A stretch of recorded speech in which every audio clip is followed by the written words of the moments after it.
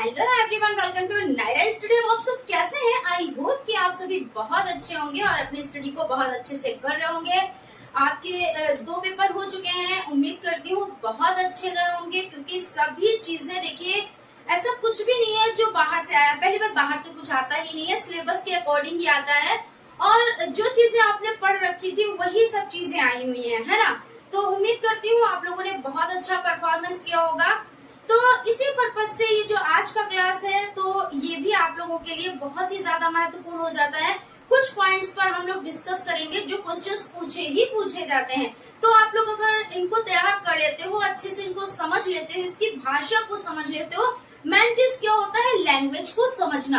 अगर आपने लैंग्वेज समझ ली तो आप लोगों के लिए कुछ भी कठिन नहीं है। लेकिन अगर लैंग्वेज ही समझ में नहीं आती कि क्वेश्चन पूछ क्या रहा है, कह क्या रहा है, तो फिर आंसर हम कैसे लिखेंगे, है ना। तो चलिए हम लोग डिस्कस कर लेते हैं, इसलिए आप लोग वीडियो में लास्ट तक बने रहिएगा। वीडियो को बिल्कुल भी स्किप ना कीजिएगा, क्योंकि हर एक चीज आप लोगों के लिए इम्पोर्टेंट है और इम्पोर्टेंट चीजें स्किप करके नहीं देखी जाती हैं, ठीक है। और बहुत लॉन्ग में भी नहीं क्लास ले जाएंगे, वही चीजें समझेंगे जो एग्जाम के पर्पज से बहुत ही ज्यादा इम्पोर्टेंट है।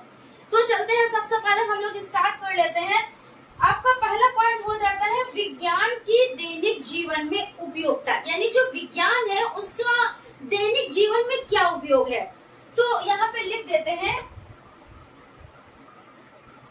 विज्ञान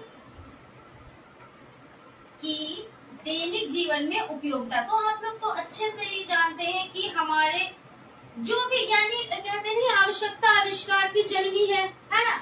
विज्ञान की दैनिक जीवन में आवश्यकता, जीवन में उपयोगिता है, जीवन में उपयोगिता।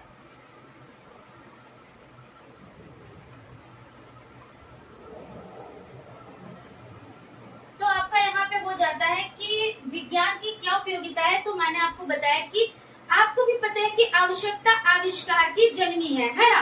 तो जब क्या वो हमें कोई चीज की नीड होती है और वो चीज की कमी होती है, यानी वो चीज है भी नहीं और हमें जरूरत भी है, तो हम क्या करते हैं, उसको हम खोजते हैं और कहीं ना कहीं से उसको हम जुटा लेते हैं, यानी प्राप्त कर लेते हैं। तो विज्ञान यही तो हुआ ना, जिस चीज की जरूरत पड़ी, जिस चीज की जरूरत पड़ी, भाई क्या है, हम पहले सफर करते थे, बहुत टाइम लगता था, घंटों के हिसाब से, महीनों के हिसाब से। अगर ज्यादा दूर जाना होता तो लोग महीनों चलते थे, तब जाके सफर तय करते थे।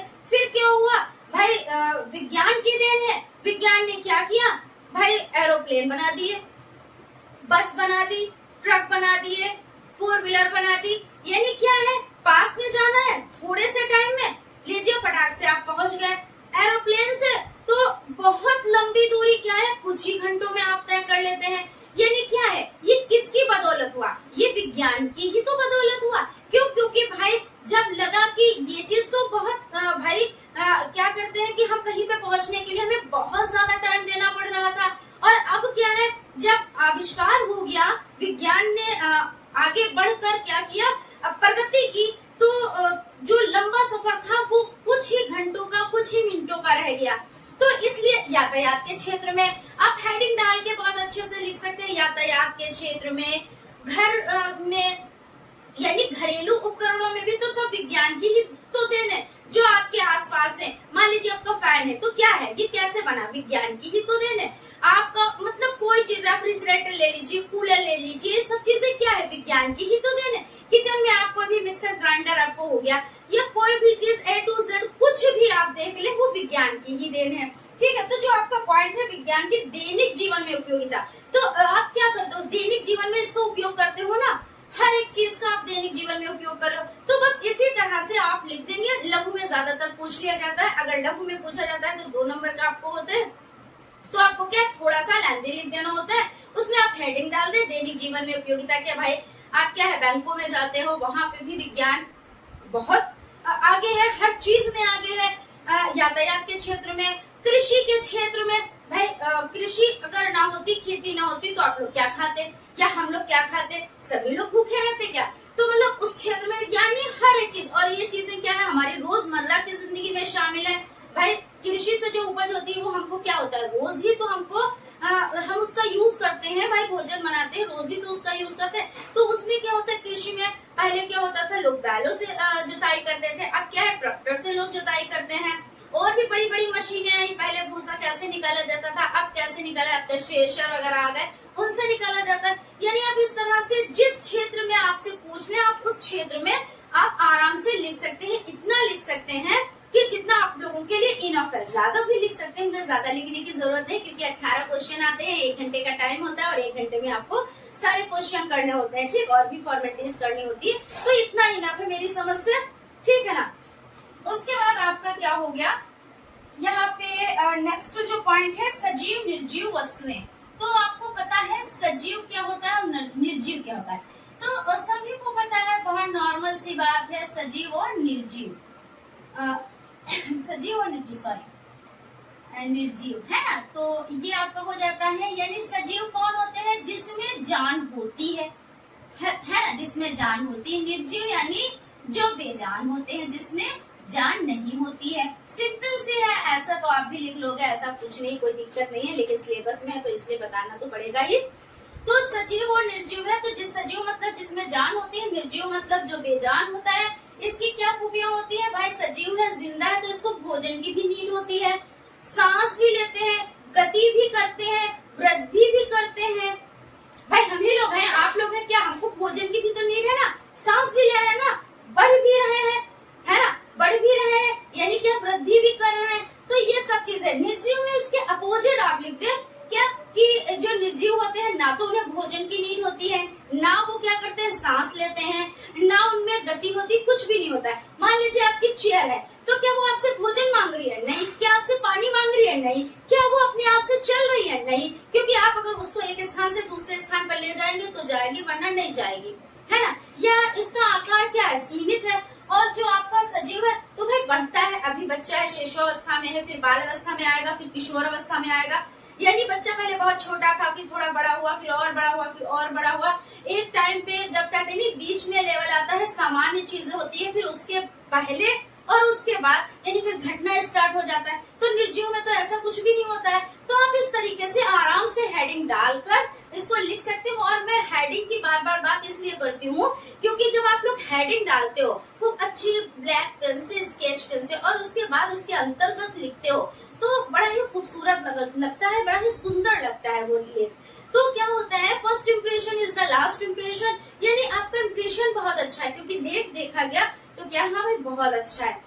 तो उस तरह से आप सजा सजा के लिखे, खूब अच्छे से सुंदर सुंदर अक्षरों में आप लिखेंगे हेडिंग डाल डाल के, ठीक है। जहाँ पे चित्र की नीड है वहाँ पे चित्र भी जरूर बनाएंगे, जहाँ पे सूत्र की नीड है वहाँ पे सूत्र भी जरूर आप देंगे। ऐसा नहीं है कि विदाउट सूत्र आपने क्या किया, आंसर लिख दिया और पूछ कुछ और रहे और आपने आंसर कुछ और दिया, बाद में कहा हमारे नंबर पक्के और बाद में क्या हो, नंबर कम हो, तो फिर दिक्कत आती है ना। तो जो पूछा जाए वही करिएगा। तो सजीव और निर्जीव हो गया। इसके बाद है मानव निर्मित और प्राकृतिक वस्तुएं क्या होती हैं।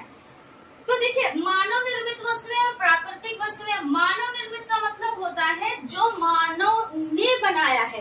तो मानव ने क्या बनाया है, पहले हम मानव निर्मित समझ लेते हैं, फिर हम प्राकृतिक। वैसे तो भाई प्राकृतिक पहले समझ लीजिए था, लेकिन चलिए यहाँ पे मानव निर्मित, ऐसी कोई फाउंडेशन नहीं है, निर्मित, ठीक है, मानव निर्मित। जैसे क्या है, इस पेन को किसने बनाया, तो किसी मनुष्य ने बनाया, यानी ये मानव निर्मित है। चेयर को किसने बनाया, यानी किसी मनुष्य ने बनाया, यानी ये मानव निर्मित है, ठीक है। जो हम ड्रेस पहने हैं किसने बनाया, यानी ये मानव निर्मित है।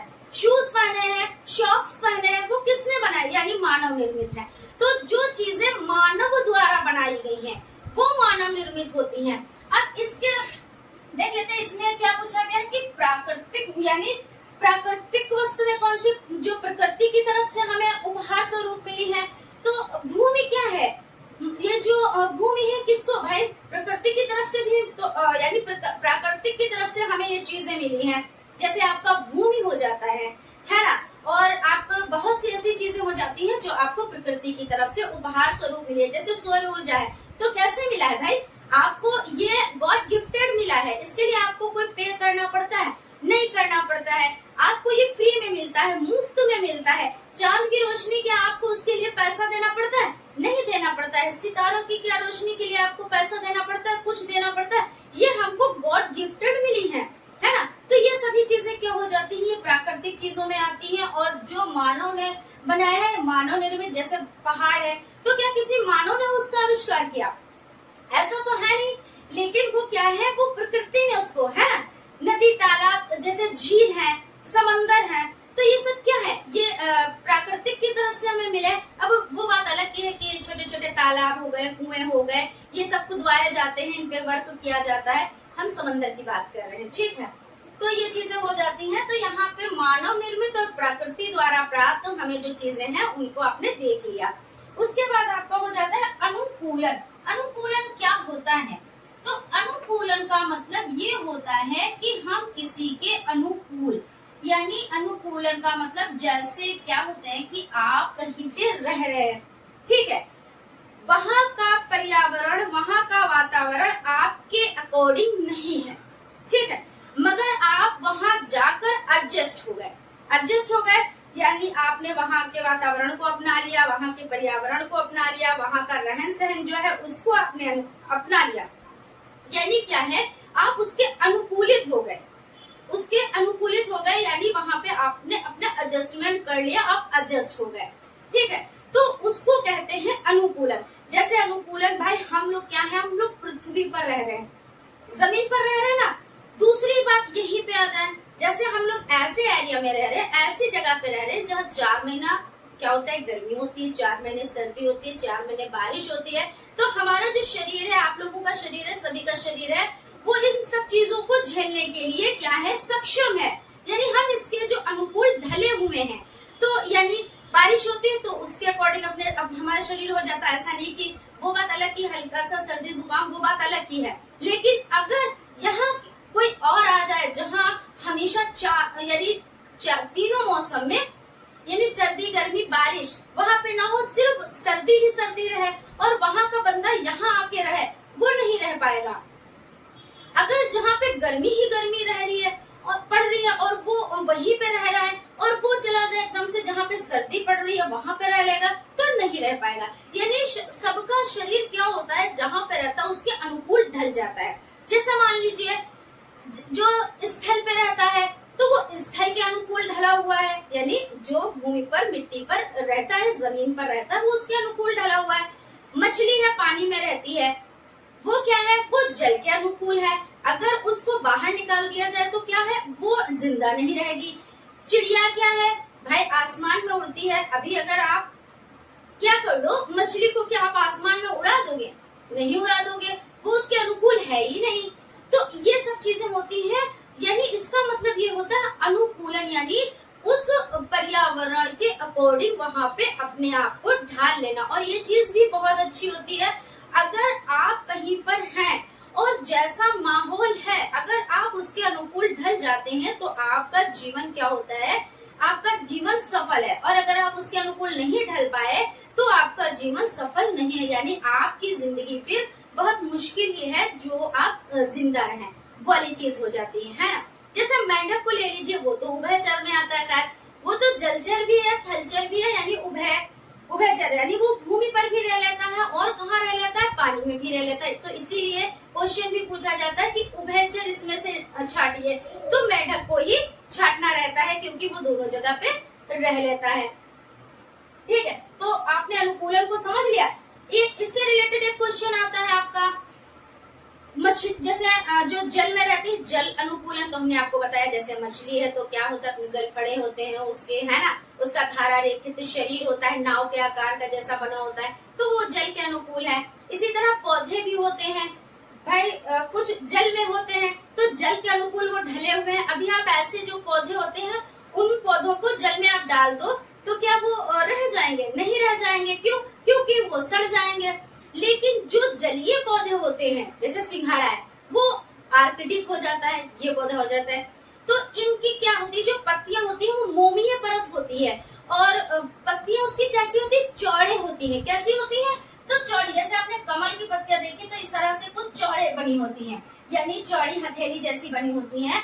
तो क्या है, ये जल के अनुकूल है। और अगर ऐसी ना हो, चौड़ी ना हो, तो वो तैरने में सक्षम नहीं होंगी, उसमें मोमीय परत ना चढ़ी हो, तो क्या वो सड़गल नहीं जाएंगी? लेकिन नहीं, क्योंकि देखिए जंतु भी अनुकूलन के हिसाब से हैं और जो मनुष्य है वो भी और जो पेड़ पौधे वो भी सभी चीज। ठीक है, यहाँ तक क्लियर हो गया आपका हो जाता है। अब नेक्स्ट पॉइंट पर चलते हैं। इससे रिलेटेड कई क्वेश्चंस आ जाते हैं और कैसे भी पूछ लिए घुमा फिरा के आप कर ले जाओगे, इसीलिए हमने इस पे ज्यादा टाइम दे दिया, क्योंकि इससे रिलेटेड जैसे अलग अलग दे देते हैं कि स्थलीय पौधों के बारे में बताया, जलीय पौधों के बारे में वो कैसे अनुकूल है ना, या खलीय, तो आप कुछ भी मतलब पूछ लिया जाए आप हर तरह से कर ले जाएंगे। उसके बाद आपका हो जाता है जो मरुस्थलीय पौधे हैं उनकी पत्ती नुकीली क्यों होती है। तो देखिए, मरुस्थलीय पौधे जो होते हैं उनकी पत्तियां इसलिए नुकीली होती हैं क्योंकि मरुस्थल यानी रेगिस्तान, और रेगिस्तान में क्या होता है, वहाँ पे जल की होती है कमी। वहाँ पे जैसे ऊंट है तो ऊंट वहाँ के अनुकूल तो है, लेकिन वो क्या करता है अपनी थैली में इतना पानी भर लेता है कम से कम 1 हफ्ता वो चले, है ना। तो वो उसको पता है कि वहाँ पे ये प्रॉब्लम है, तो वो उसके अनुकूल ढल गया। ठीक है, उसने चीजों को संचित करना भी सीख लिया, यानी पानी को, यानी जल को। तो इसी तरह से जो पौधे हैं वो भी भाई उनके वो भी चीज है, वो भी समझ रहे हैं कि हमको भी पानी रोज नहीं मिलेगा, यहाँ पे पानी की है कमी, तो इसलिए हमको रोज नहीं मिलेगा, तो हमको भी कुछ करना चाहिए।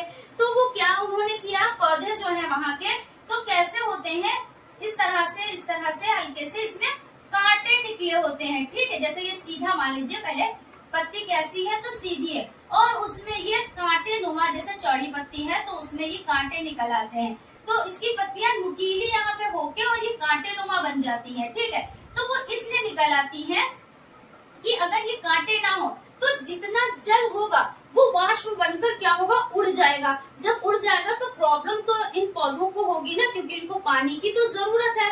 तो जब जरूरत है तो इनको पता है कि हमें जल को बचाना है, तो इनकी पत्तियां जो है नुकीली हो जाती है, कांटेदार हो जाती है, और जो ये कांटे जब हो जाते हैं तो पानी को लेते हैं रोक, और पानी को जब रोक लेते हैं तो इनके अनुकूल ये हो जाता है, यानी रेगिस्तान के अनुकूल और रेगिस्तानी एरिया के अनुकूल ये पौधे हो जाते हैं। दूसरा फायदा ये होता है कि जो पशु जो चरने आते हैं तो क्या करते हैं, इन पौधों को खा नहीं पाते हैं, क्योंकि भाई कांटेदार पत्तियां हैं, इनकी नुकीली है, तो क्या होंगी, तो पशुओं के चुभ जाएंगी, तो वो तो इनके पास भी नहीं आएंगे, डरेंगे, तो इसलिए तो ये भी फायदा है। तो आप देखो कि पौधा भी कैसा होता है, माइंडेड होता है, क्योंकि पौधे को भी पता है कि हमें किस चीज की नीड है, या हमें आने वाले भविष्य में हमारे लिए क्या चीज खतरनाक हो सकती है। तो ऐसे होता है नहीं, तो समझ लीजिए, पौधे से सीख लीजिए कि पौधा भी अपने लिए कुछ चीजें बचा के रखता है और समझदारी का सबब देता है ना, यही चीज है। चलिए खैर, यहाँ पे हो गया, आप लोग लिख देंगे, इसलिए होता है क्योंकि जल ऊपर उड़े ना, वाष्प बनकर और पौधों में रुका रहे। ठीक है, आपको ये लिखना है। फिर उसके बाद है प्राकृतिक संसाधन, वायु, जल, मिट्टी। इसके बारे में हमने अभी आपको बताया था कि प्राकृतिक संसाधन वो होते हैं जो हमको गॉड गिफ्टेड, यानी खुदा यानी ऊपर वाले की तरफ से हमें उपहार स्वरूप मिले हैं। तो मिट्टी है, मिट्टी के लिए हमें कोई पे नहीं करना पड़ता है। जल हमको ऊपर से ही गॉड गिफ्टेड मिल गया है। हवा भी हमको गॉड गिफ्टेड मिली है ना। तो ये सभी चीजों के बारे में आप लिख सकते हो। इसके लिए हमें क्या, सांस लेने के लिए हवा को अंदर समाहित करने के लिए कोई बिल तो देना नहीं पड़ता ना। तो ये प्राकृतिक चीजें हैं, प्राकृतिक चीजें हमें उपहार स्वरूप मिलती हैं। उसके बाद आपका हो जाता है ऊर्जा के नवीकरणीय और अनवीकरणीय संसाधन। तो नवीकरणीय और क्या होते हैं, एक होते हैं अनवीकरणीय। तो इसमें फर्क क्या होता है दोनों में। तो जो नवीकरणीय हो जाते हैं वो आप किसमें वो कौन से नवीकरणीय, जैसे जल आपका हो जाता है, यहाँ पे हम लाइन कर देते हैं, उसके बाद लिख देते हैं, फिर चीजों को समझ लेते हैं। जैसे आपका जल है, और क्या है, पवन है, और आपका क्या हो जाता है, जल है, पवन है, और आपका सूर्य का प्रकाश हो जाता है, जिसको सूर्य ऊर्जा कहते हैं। सूर्य का प्रकाश हो जाता है, प्लस आपका क्या हो जाता है, भूतापीय हो जाता है। क्या हो जाता है, भूतापीय हो जाता है।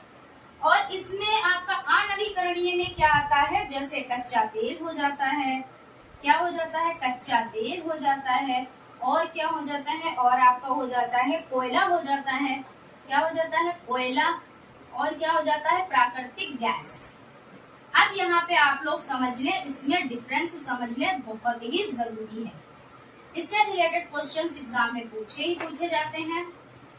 तो यहाँ पे आपका हो जाता है नवीकरणीय। नवी यानी नई चीजें हम प्राप्त कर सकते हैं, यानी ऐसे समझो, ट्रिक से समझो, ना से नवीकरणीय, ना से नई, क्या है, ना से नवीकरणीय और ना से नई, यानी नई चीजें, यानी हम उससे फिर से नई चीज हम प्राप्त कर सकते हैं, तो वो होती है नवीकरणीय। और आ मतलब नहीं, जिसमें आ लगा होता है, उसका मतलब क्या होता है, नहीं, यानी हम दोबारा वो चीज प्राप्त नहीं कर सकते, वो चीज हमें दोबारा नहीं मिल सकती। जैसे आप कच्चा तेल यूज कर लो, मान लीजिए आप कच्चा तेल आपने यूज किया, तो क्या वो कच्चा तेल आपको फिर से प्राप्त हो जाएगा? नहीं प्राप्त होगा, आपको दूसरा लाना पड़ेगा, फिर वो भी आप यूज कर लोगे, फिर आपको दूसरा लाना पड़ेगा, ऐसे करके वो खत्म होने लगा है ना। और इसीलिए तो कहते हैं चीजें बचाओ, क्योंकि अभी तो हम लोग यूज कर रहे हैं, जो आने वाली पीढ़ी होगी उसके लिए हम लोग कुछ नहीं बाकी रखेंगे, ना जल ना तेल, कुछ भी नहीं, पेड़ पौधे तो बिल्कुल रह ही नहीं जा रहे हैं, यानी कुछ चीजें हम लोग सोच ही नहीं रहे हैं कि जो पीढ़ी आएगी उसके लिए हमें कुछ बचाना भी है ना। और ये रिस्पॉन्सिबिलिटी किसकी है? जो होता है उसी की तो रिस्पॉन्सिबिलिटी होती है कि आने वाली जो पीढ़ी होती है उसके लिए हमें कुछ बचाना चाहिए, है ना। तो ये होता है कोयला, आपने एक बार जला लिया, तो क्या वो कोयला वो जल गया, वो राख बन गई, क्या फिर से वो कोयला बन जाएगा? नहीं भाई बनेगा। तो क्या है, वो हमको पुनः नहीं प्राप्त होगा, यानी आ मतलब नहीं, प्राप्त नहीं, आ नवीकरणीय है, फिर से उसका हम क्या कर सकते हैं, वो फिर से हमको नहीं प्राप्त हो सकती है। हम दूसरा लाएंगे, हमें पता है भाई पैसे है तो ले आए, लेकिन ये तो नहीं है कि हमको वही फिर से प्राप्त हो गया और एक दिन पैसे भी रह जाएंगे तब भी ये चीजें नहीं मिलेंगी, है ना। तो जब खत्म ही हो जाएंगे तो मिलेंगे कहाँ से? और यहाँ पे ये हो गया प्राकृतिक गैस भी ऐसे ही, आप गैस यूज करते हो उसके बाद खत्म हो जाती, कहाँ मिलती है? वो थोड़ी ना मिलेगी, पैसों से मिल जाएगी, बस थोड़े दिनों तक और मिल जाएगी बस। यहाँ पे आपका क्या हो गया, नवीकरणीय में जल है, पवन ऊर्जा, अब जल ऊर्जा है, पवन ऊर्जा है, सूर्य का प्रकाश है, ये क्या है, कभी खत्म ही नहीं होता है ना, ये कभी नहीं खत्म होता है। बस ये है भाई, धूप निकली आप ऊर्जा लोगे, सूर्य का प्रकाश लोगे, बस कब नहीं मिलती, बस धूप नहीं निकलती है, जैसे बादल होता है, ऐसा बारिश हो रही है, आंधी है, कुछ ऐसा है तो मौसम खराब है तो नहीं, बाकी तो आपको प्राप्त होगा, फिर से सूरज निकलेगा, फिर से आपको ये ऊर्जा प्राप्त होगी। इसी तरह भूतापीय ऊर्जा हो जाती, पवन ऊर्जा हो जाती, ये सभी आपको क्या है, फिर से प्राप्त हो जाते हैं। तो आप नवीकरणीय और अनवीकरणीय में अंतर करना सीख लीजिए, क्योंकि ऐसे पूछा जाता है, इसमें बताएं नवीकरणीय कौन है। तो अब आपको पता होना चाहिए ना से नई, यानी जो चीज हमको प्राप्त हो जाए, नई बन के वो हमारे सम्मुख आ जाए, तो और अनवीकरणीय जो हमारे सम्मुख वो नई बनकर ना आ पाए। ठीक है, चलिए यहाँ तक क्लियर हो गया, इतना इनफ है। किसी भी तरह का क्वेश्चन आ जाए, वस्तुनिष्ठ, अति लघु उत्तरीय, लघु उत्तरीय, सारे क्वेश्चन आप कर ले जाएंगे। ठीक है, अब फिर चलते हैं नेक्स्ट बिंदु पर, पोषण के आधार पर पादप और जंतु में अंतर। तो देखिए पौधे क्या करते हैं, पोषण के आधार पर अंतर करना है, लेकिन हम समझ लेते हैं, इसी में अंतर भी हो जाएगा। देखिए पौधे क्या करते हैं, प्रकाश संश्लेषण की क्रिया में, ये आपका सूर्य है, ठीक है। अब क्या है सूर्य, भाई आप कहेंगे कि सूर्य मैम तो सबको, सूर्य की रोशनी तो सबको मिलती है, आपने अभी हमको बताया, बिल्कुल सही बात है, सूर्य की रोशनी सबको मिलती है, वो बंटवारा नहीं करता, बंटवारा सिर्फ दुनिया में रहता है, ये अच्छे हैं, ये बुरे हैं, ये खराब है, इनको ये चीज देंगे, उनको वो चीज नहीं देंगे, वो अमीर है, वो गरीब है। जो प्राकृतिक चीजें होती है वो बंटवारा नहीं करती किसी का, ठीक है, वो सबको एक जैसा देती है। तो यानी यहाँ पे क्या है, जो सूर्य का प्रकाश है मिलता हम सभी को है, बराबर मिलता है, लेकिन क्या है हम लोग क्या करते हैं, हम दूसरों पे डिपेंड होते हैं, यानी दूसरों पे निर्भर हैं। कैसे, अगर हमको भोजन ना मिले तो क्या हमारा पेट भर जाएगा? नहीं भरेगा। सिर्फ सूर्य का प्रकाश हमको मिल रहा है तो ऐसा तो है नहीं, हम लोग जादू है, मूवी तो आपने देखी है, धूप कहा और क्या हो गया, उसका पेट भर गया, ठीक है, उसको एनर्जी मिल गई। तो हम लोग उसमें क्या नहीं है, हम लोगों को क्या चाहिए, हम लोग किसी पर निर्भर हैं, किस पे, किसी पर निर्भर हैं। लेकिन जो पौधे हैं वो सूर्य के प्रकाश में अपना भोजन स्वयं बना लेते हैं, इसलिए वो पौधे क्या है, वो किसी पर निर्भर नहीं है। पौधे क्या है, वो स्वयं पोषी है। स्वयं पोषी का मतलब ये होता है कि जो अपने पे निर्भर है उसको किसी की हेल्प की जरूरत नहीं है। बहुत लोग बंदे भी ऐसे होते हैं जिनको किसी की हेल्प की नीड नहीं होती है, वो अपने आप से आगे बढ़ते चले जाते हैं। भले उनकी राहों में कितने भी कांटे बिछाया जाए, कुछ भी किया जाए, अगर उनको आगे बढ़ना होता है तो वो अपनी काबिलियत के बल पर आगे बढ़ जाते हैं। ठीक है, तो यानी कहने का मतलब ये है कि सूर्य के प्रकाश में जो पौधे होते हैं, ठीक है ना, जो ये पौधे हैं उनको क्या हुआ, भोजन गया मिल, तो ये स्वयंपोषी कहलाए। अब हम बता देते हैं कि जो आपका क्या हो जाता है यहाँ पे क्वेश्चन, मतलब पोषण के आधार पर पादप और जंतुओं में अंतर। अब यहाँ पे ये तो हो गए स्वयंपोषी। अब परपोषी की बात कर लेते हैं। तो जो जंतु होते हैं, मान लीजिए यहाँ पे ये हो गई आपकी भूमि, क्या हो गई, ये हो गई भूमि, और यहाँ पे ये लगी हुई है घास, इसमें खिले हुए हैं पेड़ पौधे फूल फलियां सब कुछ। ये क्या कर रहे हैं, सूर्य के प्रकाश में अपना भोजन क्या कर रहे हैं, बना रहे हैं, इनको किसी की जरूरत नहीं। ये क्या है, उत्पादक, क्या है, उत्पादक। अब इन पौधों को क्या करेगा, कोई खाएगा, कोई खाएगा ना, तो वो कौन कहलाएगा, क्योंकि पौधे पर निर्भर है, तो पौधे पर जब निर्भर है तो वो कहलाएंगे परपोषी। तो परपोषी यानी ये कौन है, इनको यानी पौधों को किसने खाया, तो पौधों को खाया, यहाँ पे देखिए आपकी भूमि हो जाती है भाई, भूमि के ऊपर ही तो है ना, तो पौधों को किसने खाया, मान लीजिए बकरी ने खाया, है ना, या पौधों को खरगोश ने खाया, खा लिया भाई। यहाँ पे चलिए हम खरगोश लिख देते हैं, खरगोश ये हो गया, ठीक, इसने खा लिया।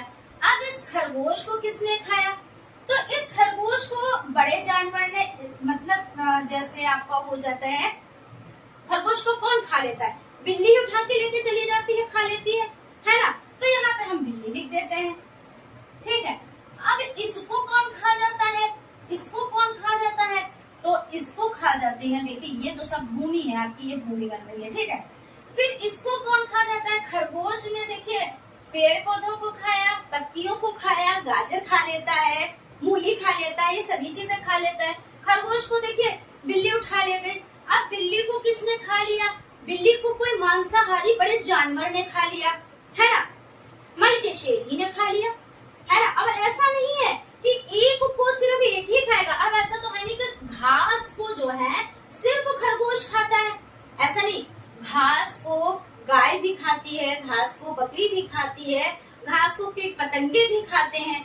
फिर इस तरह से क्या बनता है, एक जाल चक्र बनता है। आपने इसको भी तो आपको कंप्लीट करना है ना, तो जो चीजें आपके सिलेबस में वो पढ़ेंगे, अगले सेमेस्टर में और चीजों पर डिस्कस करेंगे इससे रिलेटेड, ठीक है। बाकी यहाँ पे हम लोग समझ लेते हैं। यहाँ पे देखिए अब इसको किसने खाया, मान लीजिए शेर ने खा लिया, भेड़िए ने खा लिया, तो ये हो गया शेर ने भी खा लिया। वही चीज की हमने अभी कहा कि एक को एक ही नहीं खाता है, उसको अदर और लोग भी खाते हैं। और उसके बाद देखिए जब ये क्या होते हैं, इसकी मृत्यु होती है तो क्या होता है, अब जैसे सर्वाहारी कौन है, तो मनुष्य है सर्वाहारी, क्या खा लेता है, वो तो चींटी से लगा के हाथी तक सभी कुछ खा जाता है, यहाँ तक सांप तक तो जो मनुष्य छोड़ता नहीं है। हालांकि मैं सबको नहीं कह रही हूँ, मगर सच्ची में है ये बात। और एक जगह है भी लिंगू फैन के नाम से सांप की डिश जो है बहुत फेमस है, वहाँ पे लोग जाते हैं। जैसे हम लोग कहते हैं कि आज हम लोगों का डोसा खाने का मन कर रहा है, ठीक है,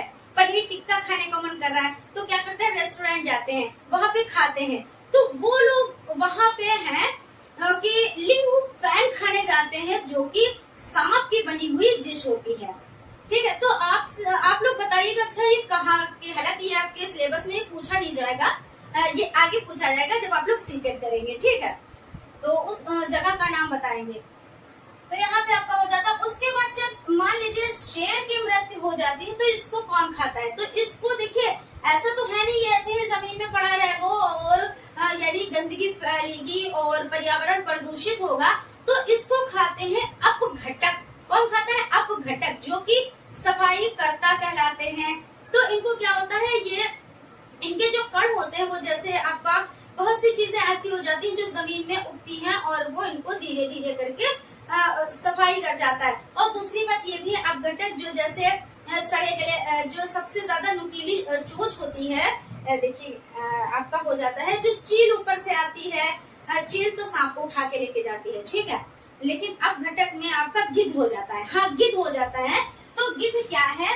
गिद्ध जो है वो आपका क्या कहलाता है? सफाई कर्मी कहलाता है। यानी गाय भैंस किसी की मृत्यु हो गई और वो पड़ी है, या कोई मनुष्य है आपस में ऐसे हो गया दुर्घटनावश, किसी जैसे ट्रेन में कुछ ऐसा हो जाता है, ट्रेन में कट जाती किसी की बॉडी या कुछ, तो ये सोचो कि वो ऐसी ही पड़ी रहती है जैसे लावारसी में हो जाता है, ऐसा हो जाता है।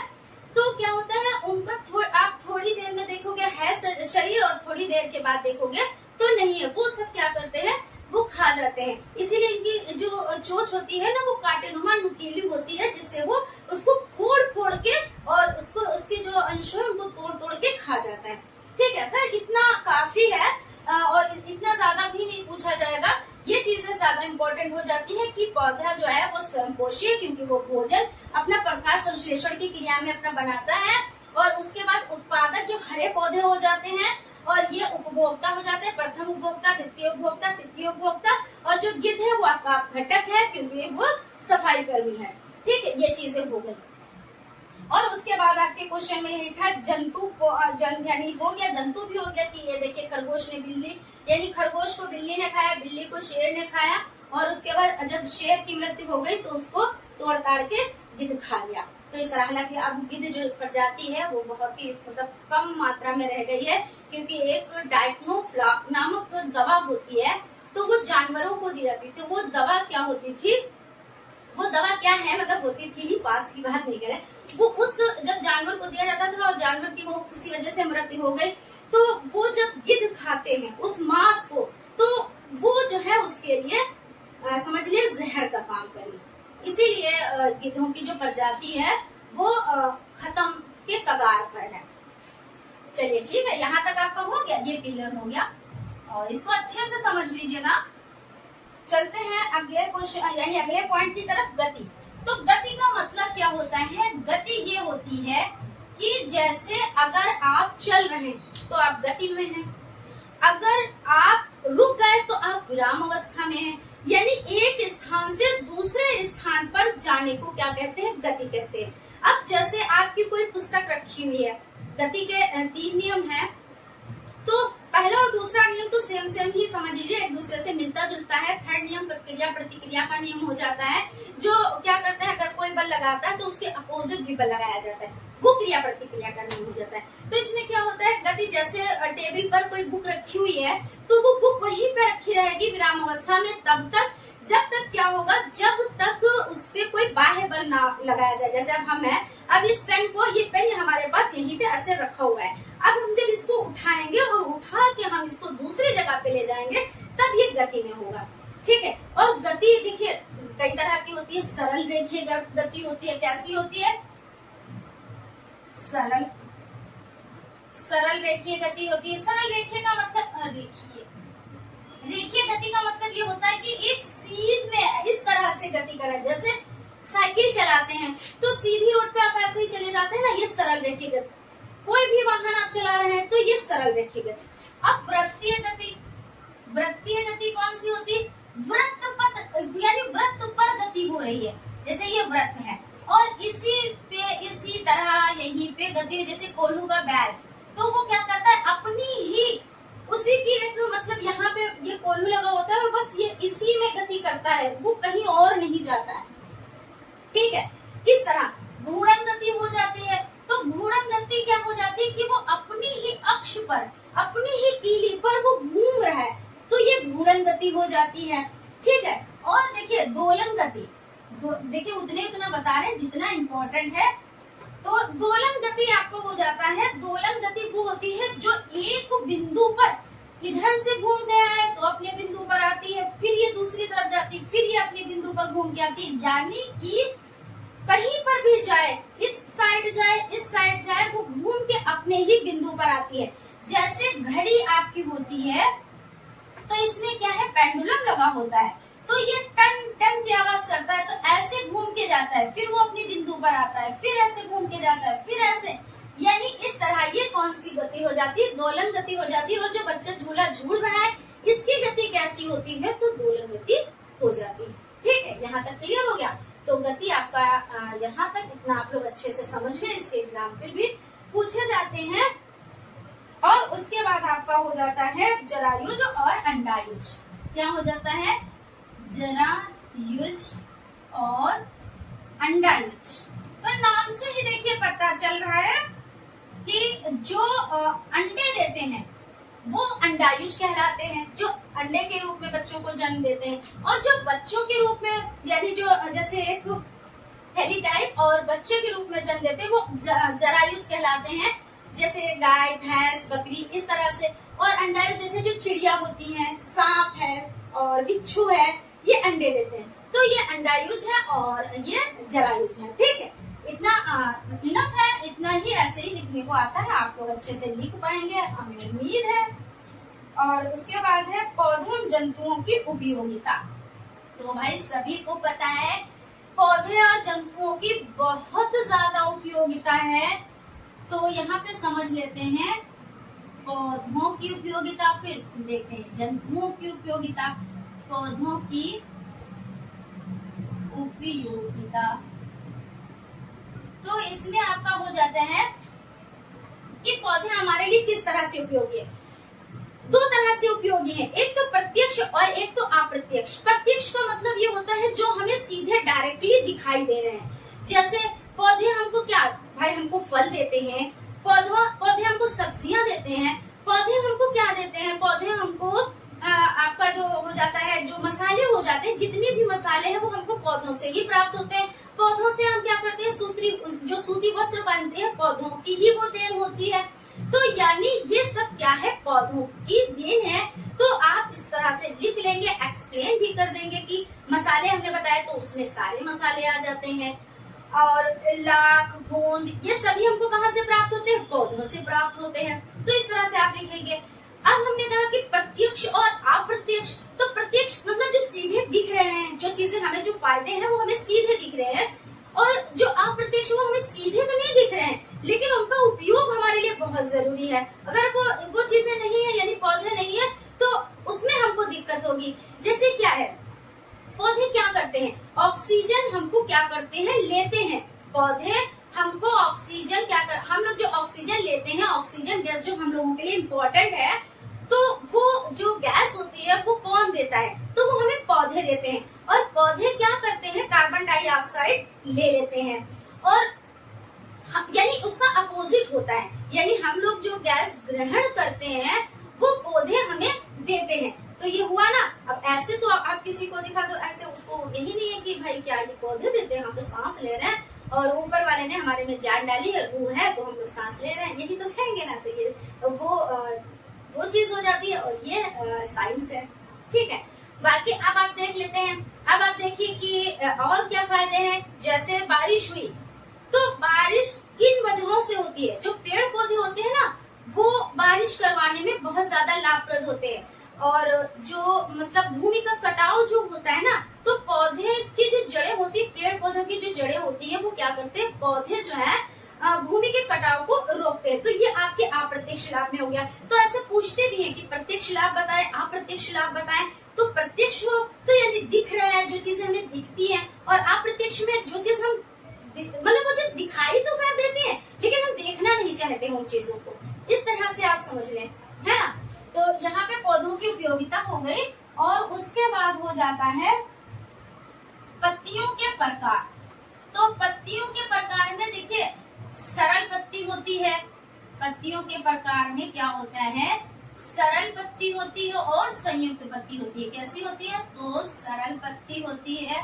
तो सरल पत्ती में जो खूबी होती है वो क्या होती है, देखिए सरल पत्ती एकदम से जब है नाम ही से पता चल रहा है कि ये सरल है। ठीक है, तो ये सरल पत्ती हो गई। कहीं कहीं पे देखिए ये चीज कटी पटी होती है, ऐसा नहीं बिल्कुल एकदम से ऐसे।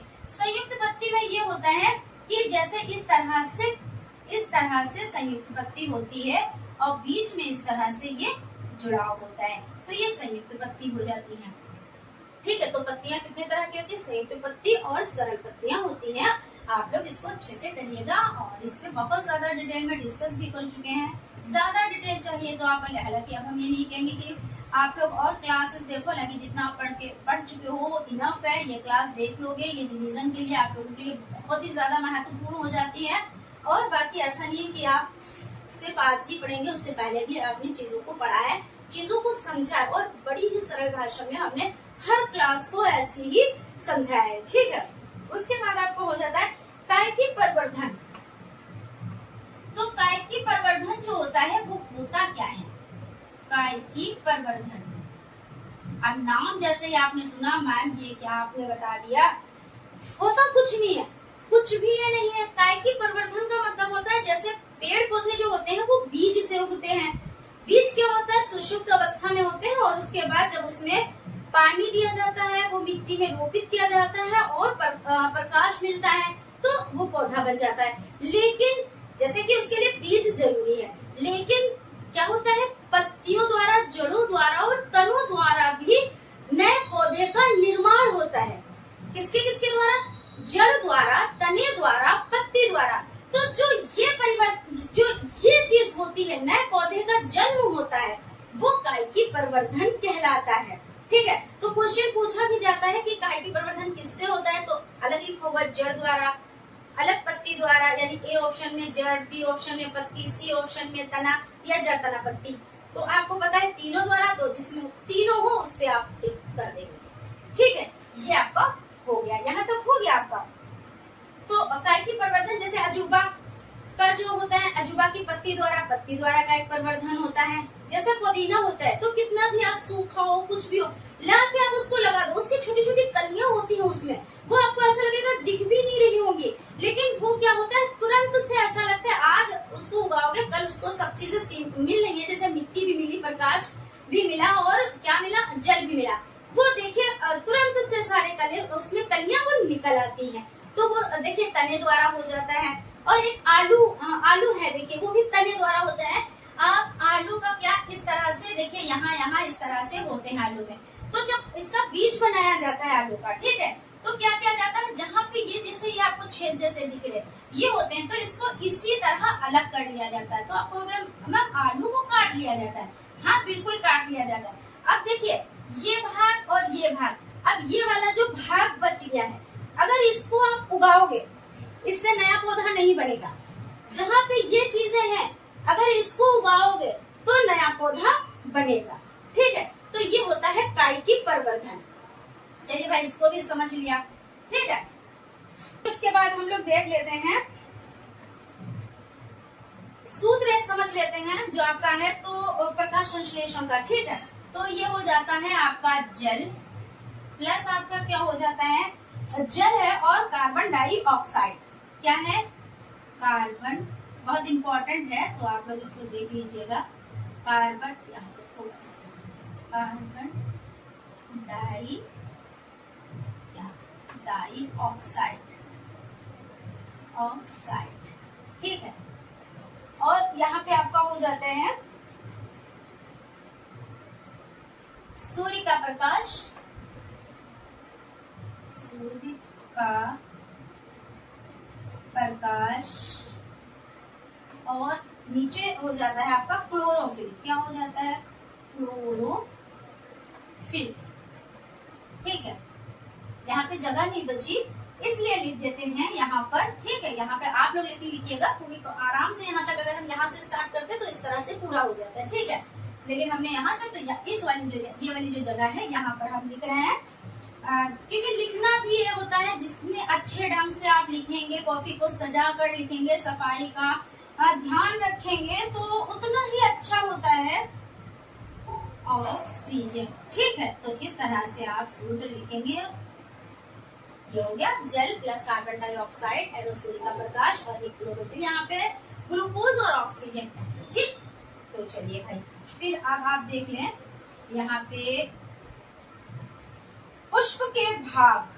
तो पुष्प के देखिए हमने एक बताया था आपको, चित्र भी बताया था कि वो चित्र जरूर आप लोग सीख लीजिएगा। पुष्प जिसमें बना हुआ है इस तरह से, और इसमें इस तरह से चित्र बना हुआ है, बहुत ही सरल तरीके से, ऐसा कोई मार वहाँ वो नहीं है कि आप लोग उसको बना ना पाए। फूल तो आप लोग का पाए हाथ का खेल है, इस तरह से आप लोग बना देंगे और ये पूरा पुष्प हो जाता है।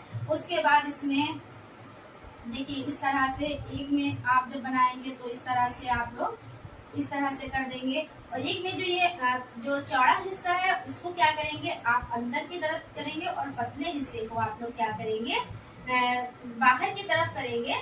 ठीक है, इस तरह से आप करेंगे। और इसमें उमंग जो हो जाता है वो इस तरह से आप बनाएंगे। ठीक, इस तरह से आप लोग इसको अच्छे से बनाना सीख लें। अगर नहीं अभी तक सीखा है तब भी आप प्रैक्टिस कर लें, क्योंकि बहुत ही जरूरी है ये। और ऐसे भी पूछ लिया जाता है कि चित्र बनाए और एक्सप्लेन भी करें, और नहीं भी एक्सप्लेन देते हैं तो सिर्फ चित्र बनाने के लिए दे देते हैं। ठीक है, तो इसमें कौन सा हो जाता है, पुष्प के भाग हो जाते हैं, बाह्य दल पुंज, कुमंग, छायांग, ये सभी हो जाते हैं। आप इसका अच्छे से नामकरण करेंगे और चित्र दर्शाएंगे, दिखाएंगे वहां पे अच्छे से साफ खूब अच्छा सा बना के, क्योंकि 2 से 3 बार आप बनाएंगे तो सिर्फ एक ही बार में बस यूं करके आप फटाफट से इस तरह से ऐसे ऐसे करके आप बना लेते। ठीक है, ऐसी कोई वहाँ आफत नहीं है। और एक चीज बताया था कि बीज बनाना, तो हमने सेम के बीज को आपको बताया था। तो सेम का बीज थोड़ा सा कैसा होता है, इस तरह से होता है, तो आप लोग इसको ऐसे बनाना सीख लीजिएगा। ठीक है, तो सेम का बीज आप बना दीजिएगा। उसके बाद आपका हो जाता है बीजों का अंकुरण। क्या होता है बीजों का अंकुरण? तो इसमें क्या होता है, इसमें देखिए अंकुरण का मतलब होता है अंकुर निकलना। ठीक है, जब अंकुरित होता है ना अंकुरण, जैसे बीज को आप क्या करें पानी में भिगो दें और उसके बाद उस पानी को निकाल लें। निकालने के बाद उसको किसी कपड़े में बांध दें, या एक पत्ता आता है उसमें आप बांध दें, मतलब ऐसे ही नॉर्मली पेड़ में लगा होता है तो उसको बांध दें। ठीक है, बांधने के बाद आप उसको रख दें, फिर देखेंगे उसमें अंकुरित हो गया, वो जो बीज है वो अंकुरित हो गया। तो यानी यही बीजों का अंकुरण होता है। और इसको आप ये भी देखेंगे, जैसे मान लीजिए आप किसी बच्चे को आपको बीजों का अंकुरण सिखाना है तो आप ये वाली विधि भी कर सकते हैं। प्लस आप ऐसे करें जैसे कोई दाल आप बच्चे से मंगा लें, या कोई बीज आप बच्चे से मंगा लें, या आपके घर में अवेलेबल है तो वो आप बीज ले लें। ठीक है, उसके बाद बच्चे से कहें इसको जो है भूमि में इसको डाल दो और उसपे से मिट्टी डाल दो, थोड़ा सा खोद के हल्का सा, और उसको मिट्टी में डाल देंगे। उसमें क्या होगा, सूर्य का प्रकाश तो मिल ही रहा है, मिट्टी में वो चला ही गया।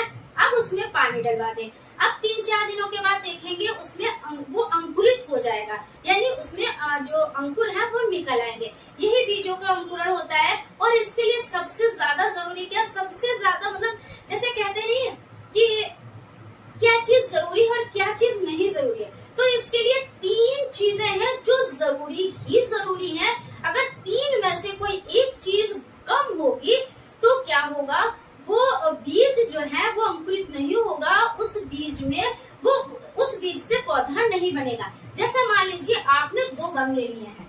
ठीक है, आपने क्या किया, 2 गमले लिए हैं और दोनों गमलों में आपने क्या किया है, एक ही जैसा बीज डाला है। और यहाँ पे एक जैसा बीज डाला, आपने मिट्टी भर दी और आपने क्या किया, दोनों में डाल दिया जल। क्या डाल दिया, दोनों में डाल दिया जल। और एक को आपने कहाँ पे रखा, आपने रखा रूम के अंदर, और एक को आपने रखा छत पर, या आपने अपने आंगन में रख लिया, या आपने अपने गार्डन में रख लिया जहाँ पे सूर्य का प्रकाश आ रहा है, जहाँ पे सूर्य की रोशनी इसको मिल रही है। ठीक है, अब क्या होगा, 3-4 दिनों के बाद आप देखेंगे तो जो ये वाला गमला है जिसमें पानी भी पड़ा हुआ है, मिट्टी भी है, प्लस क्या है, सूर्य का प्रकाश भी इसको मिला है, ऊष्मा मिली है, तो ये क्या होगा, अंकुरित हो जाएगा और छोटा सा हल्का सा इसमें पौधा निकलने लगेगा। इस वाले को जिसको आपने रूम में रखा है तो ये यहीं पे सुषुप्त अवस्था में पड़ा रहेगा, मौका पड़ेगा तो ये बीज जाएगा सड़, क्योंकि इसमें पानी तो इसको मिला, और पानी में अगर कोई चीज ज्यादा टाइम तक रहती तो वो सड़ जाती है, लेकिन इसमें ये नया पौधा नहीं बनेगा। यानी तीनों चीजें मस्ट है, बहुत ज्यादा इम्पोर्टेंट है। यानी मिट्टी भी होनी चाहिए, जल भी होना चाहिए और सूर्य का प्रकाश भी होना चाहिए। किसी एक की अनुपस्थिति में ये क्रिया नहीं होती है। ठीक है, तो ये हो गया आपका बीजों का अंकुरण। उसके बाद आपका हो जाता है बीजों का परिकीरण। अब आप कहोगे मैम क्या क्या आप नाम बता रही हो, कैसे याद रखेंगे? तो ऐसा नहीं, मैं पहली बार नहीं बता रही हूँ, मैं इसको कई बार बता चुकी हूँ और आज मोस्ट इम्पोर्टेंट टॉपिक के साथ लेकर आई, बीजों का प्रकीर्णन। तो जो बीजों का प्रकीर्णन होता है वो क्या है? बीजों का प्रकीर्णन ये होता है, ये प्रकीर्णन कुछ भी नहीं है, इसका मतलब होता है बिखरा देना, छितराव कर देना, फैला देना। बस प्रकीर्णन का मतलब क्या होता है? छितराव कर देना, छितराव या फैलाव या बिखराव, कुछ भी आप कह सकते हो। ठीक है, तो ये कैसे होता है? ये होता ऐसे है कि जैसे कोई चीज है, कोई फल है, ठीक है, तो मान लीजिए उसको किसने खाया, मान लीजिए तोता खा रहा है, तोते की चोंच में क्या हुआ, थोड़ा सा यानी मान लीजिए अमरूद को खा रहा है, ठीक है, अमरूद का बीज उसकी चोंच में रह गया, अब वो गया उड़ने के बाद क्या हुआ, वो उसकी चोंच से कहीं पर वो अपने बोला अपनी आवाज में, मैं तोता बोलता तो है नहीं, तभी तो कहते हैं कि तोता है बिल्कुल, क्या बहुत ज्यादा बोलता है, तो वो उसने बोलना स्टार्ट किया या उसने चोंच खोली, तो क्या हुआ, वो जो बीज है वो गया गिर गया।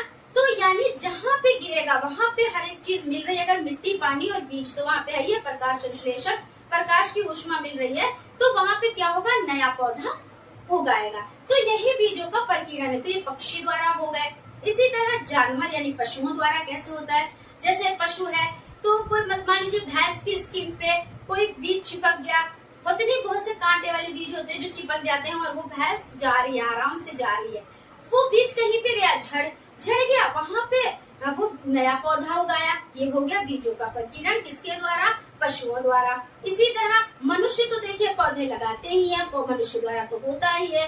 हवा द्वारा कैसे होता है, मान लीजिए आपने छत पे गेहूं डाले सुखाने के लिए, तो क्या हुआ, उसमें तो कुछ ऐसा कोई एक गेहूं उड़ के इधर उधर हो गया, या मान लीजिए सोए का बीज है, सोए का बीज बहुत हल्का होता है, ठीक है, वो गया उड़ और कहीं पे जाके वो गया गिर। या मान लीजिए आप छत पे आपने बहुत सारे गमले रखे हैं, उसमें से कोई मान लीजिए सदाबहार का, वो भी बहुत हल्का होता है, वो उड़कर कहीं पे जाके गिर गया जाके। अब क्या हुआ, उसमें नया पौधा उगाया, उसको हर एक चीज मिली। आपने देखा होगा कभी कभी दीवारों की जो सांखें होती हैं और बहुत ऊंचाई पे, 2-2 मंजिल पे, 3-3 मंजिल पे, और वहां पे पौधा उगाता है, तो क्या कोई जाता है वहां पे उगाने के लिए, देखता है कि उचित ताप है कि नहीं, वहां पे पानी है कि नहीं, वहां पे मिट्टी है कि नहीं, ऐसा नहीं है।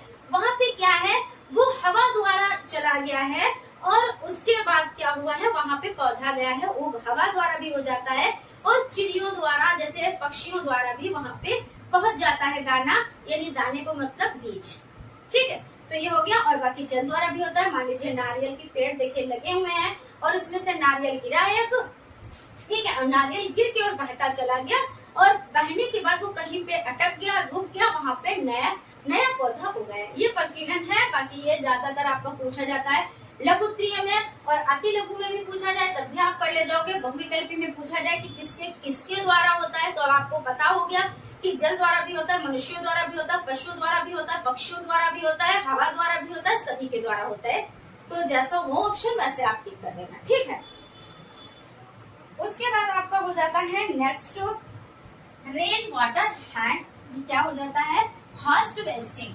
तो रेन वाटर ये हल्का सा थोड़ा सा इस पे समझ लेते हैं। रेन वाटर हार्वेस्टिंग ये होता है पानी को इकट्ठा करना, जैसे राजस्थान वगैरह में क्या होता है, छतों पे पाइप लगाकर जो वर्षा का जल होता है उसको इकट्ठा कर लिया जाता है। तो वहां पे देखिए पानी की होती है बहुत ज्यादा दिक्कत, तो ये विधि अपनाकर और थोड़ा बहुत ये होता है कि पानी की जो कमी होती है उसको पूरा किया जाता है, ठीक है। इतना ही आपको लिखना रहेगा। उसके बाद आपका हो जाता है पृथक्करण। तो पृथक्करण यानी अलग करना। चुंबकीय पृथक्करण होता है, चुंबक यानी लोहे की छीलन में अगर कोई चीज मिल गई, मान लीजिए बालू है और लोहे की छीलन है, तो आप कैसे अलग करोगे, उसको चुंबक डाल के और अलग कर दोगे, ठीक है। और चुंबक में एक खूबी होती है, सबसे जो साइड का क्षेत्र होता है, जो चुंबक का ये किनारे का भाग होता है, यहाँ पे ये सबसे ज्यादा चिपकता है, आपने देखा होगा। तो ये चुंबकीकरण यानी पृथक्करण ही हो जाता है चुंबक के द्वारा।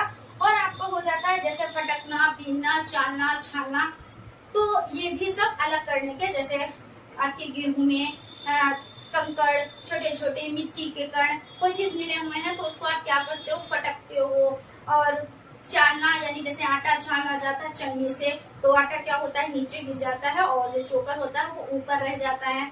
और छानने में ये होता है नीचे रह जाता है, धूल मिट्टी सब चली जाती है और ऊपर अनाज रह जाता है। तो इस तरह से, ठीक है। तो ये चीजें आपने आपकी क्लियर हो गई। आई होप आप लोग अच्छे से समझ रहे होंगे। और मृतका देखिए जो होती है, मृतका होती है जो मिट्टी के पके हुए बर्तन होते हैं, वो होती है मृतका। ये चिकनी मिट्टी से निर्मित होते हैं, ठीक है। तो मृतका के बारे में आ जाए तो आपको इतना ही लिखना है। और उसके बाद आपका हो जाता है तत्व देख लेते हैं, यौगिक देख लेते हैं। तो तत्व वो हो जाते हैं, यहाँ पे हम लिख देते हैं, तत्व जो हो जाते हैं वे पदार्थ जो एक ही प्रकार के परमाणुओं से मिलकर बने होते हैं। यानी एक ही प्रकार के परमाणुओं से जो मिलकर बने होते हैं वो तत्व कहलाते हैं। और आपका जो यौगिक हो जाता है, क्या हो जाता है, यौगिक हो जाता है, वो आपका हो जाता है, इसमें 2 या 2 से अधिक तत्वों को मिलाकर क्या करते हैं, यानी 2 या 2 से अधिक तत्वों को मिलाकर समान अनुपात में इसमें करते हैं। करने पर क्या होता है, नया पदार्थ बनता है, इसे यौगिक कहते हैं। तो तत्व और यौगिक ये हो गया। और आपका देखिए मृतका भी हो गया, यानी सभी चीजें हो गई। बाकी हम आपसे बताएंगे, जरूर ये चीज कहेंगे कि जो चित्र हमने जितने भी बताया, जैसे पुष्प का हमने बताया, उसमें पुमंग जायांग और ये सभी चीजें, वो चीजें आप सीख लें। और भी हमने चित्र बताए थे, 2 से 3 चित्र हमने और बताए थे आपको। तो वर्नियर कैलिपर्स वो चित्र हमने बताया था, तो वो वाला भी आप लोग अच्छे से 1 से 2 बार आप लोग जरूर बना ले, क्योंकि इस तरह के जरूर से जरूर आ जाते हैं। और जैसे मूसला जड़, अपस्थानिक जड़, तो मूसला जड़ और अपस्थानिक जो जड़ हो जाती है, यानी यहाँ पे देख लेते हैं पहले मूसला जड़ किसमें होती है, यहाँ पे मूसला लिखना है, लास्ट चल रहा है, ठीक है, मूसला जड़। तो इसमें ये होता है कि जो मूसला जड़ है वो एग्जाम्पल किसका है, आप इस तरह से आराम से बहुत अच्छे से आप इस तरह से बना दीजिएगा। अगर आप, क्योंकि सेकेंडों में लिखने में ज्यादा टाइम लगेगा और बनाने में कम टाइम लगेगा। जैसे मूली हो गई, और क्या हो गई, गाजर हो गई, ठीक है, गाजर आप बना देना, गाजर बना देना। और अपस्थानिक जड़ में देखिए, अपस्थानिक जड़ क्या होती है, भूमि होती है, और भूमि में ये इस तरह से झकड़ी हुई होती है। नाम ही से पता चल रहा है कि अजीब सी झकड़ी हुई होती है, तो ये झकड़ा जड़ होती है, इसको अपस्थानिक जड़ भी कहते हैं। तो ये भी बहुत पूछ लिया जाता है, बहुत ज्यादा पूछा जाता है, तो इस पर भी आप लोग ध्यान दे दीजिएगा।